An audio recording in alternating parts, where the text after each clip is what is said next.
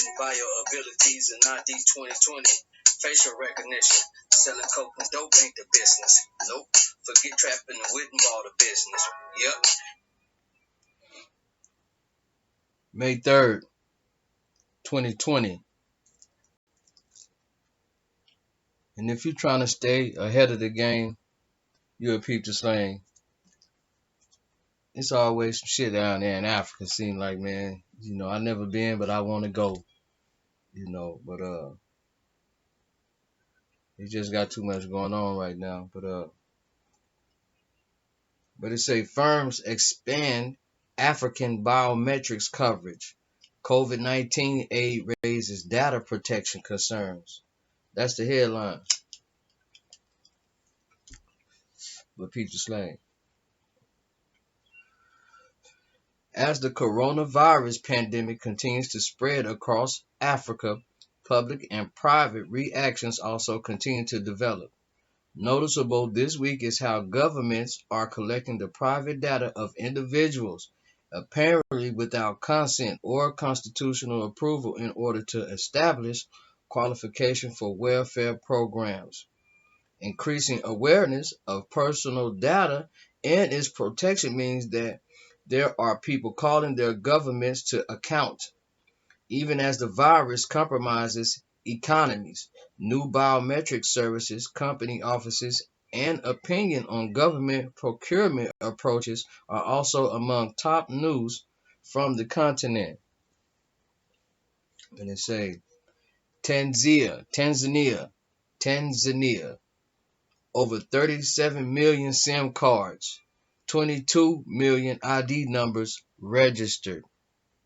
That's Tanzania. Tanzania must watch and controversial biometric SIM registration requirement has now registered 37.3 million SIM cards against national ID numbers, roughly 5 million more than at the January 20th deadline, as the ID authority issued numbers to a further 2.5 million people between July 2019 and March 2020, reports IPP Media.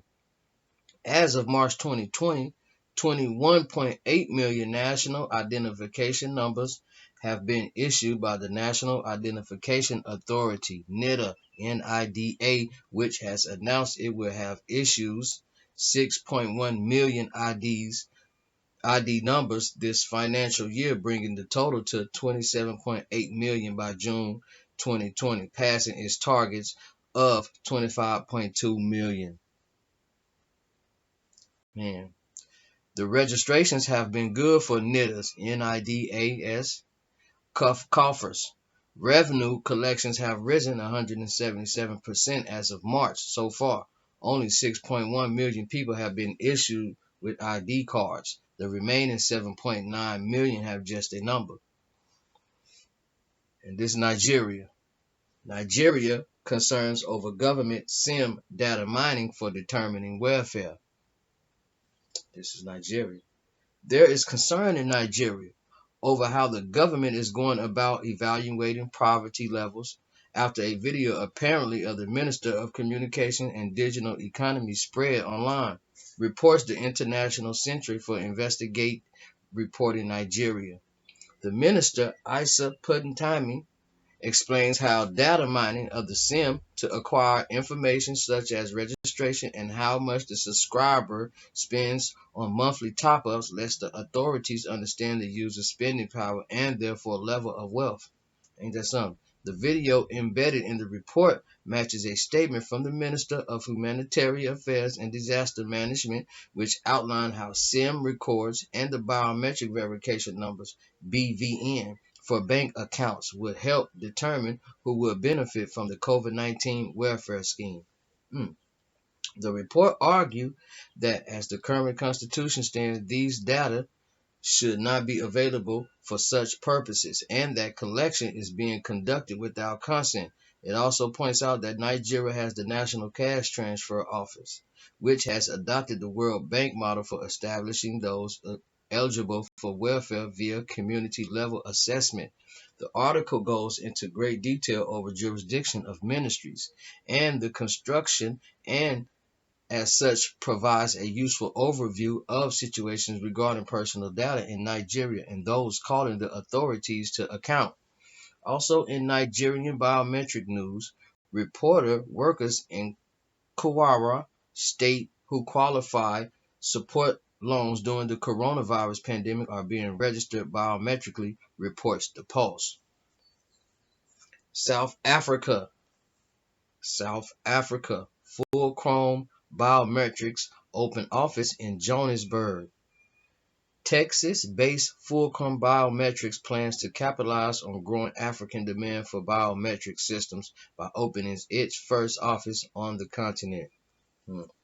Recently acquired by Fujitsu, the company is establishing its second overseas venture, Fulcrum's Biometrics Southern African (Pty).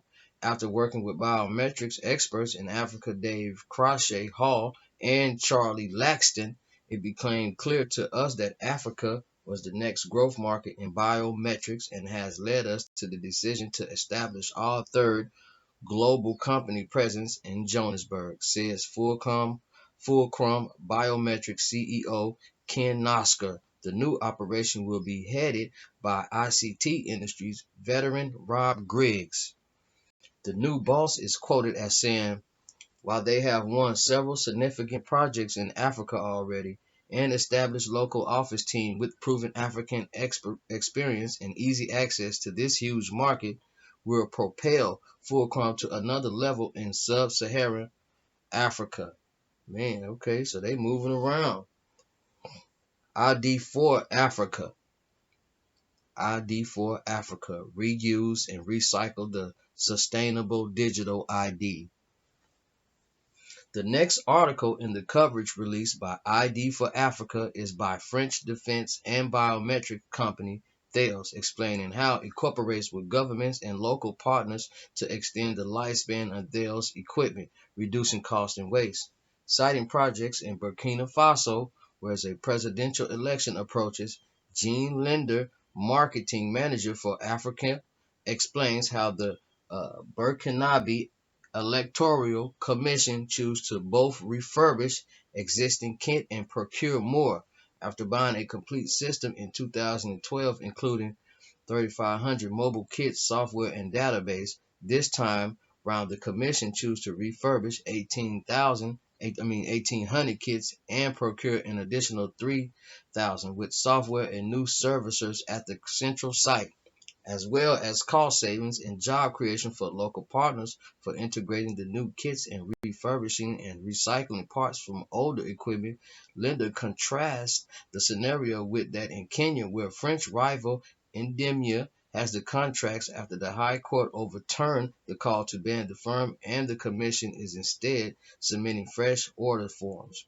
Linda believes long-lasting, dependable firms make better value partners for governments. Okay. Okay, Linda. South Africa. This is South Africa. Expert decision system launches web-based facial recognition. Facial recognition is everywhere. That's why I'm on it. Experts Decision System, XDS, South Africa's largest locally owned credit information bureau, has launched a web-based facial recognition tool for remote verification of clients, reports CIO East Africa. Hey. I just called you. Okay, let me call you back. I know.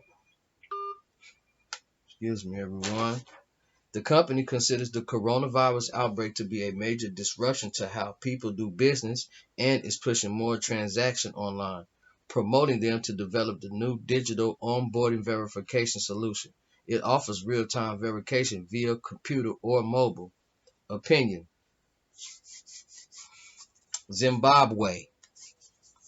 Some Zimbabwe news. COVID-19 is leading to excessive government use of citizens' data. The personal data of Zimbabwe's citizens, and in particular those of the most vulnerable, are subject to excessive scrutiny by public and private operators as the government implements welfare packages during the COVID-19 pandemic, Wright lawyers Otto Saki and Nampalo Simaje in an opinion piece for The Independent.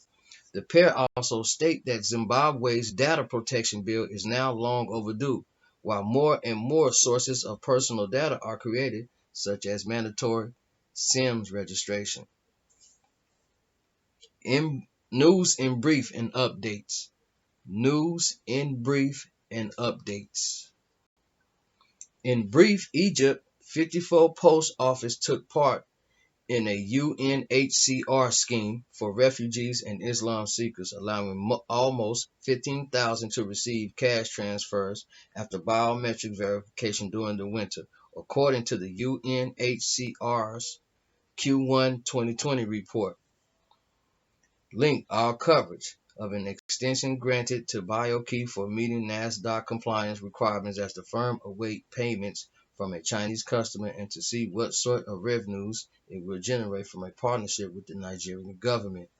Okay, update. Nigeria dock work seem to still be accessing ports without biometric cards, despite a tightening up of access during COVID-19.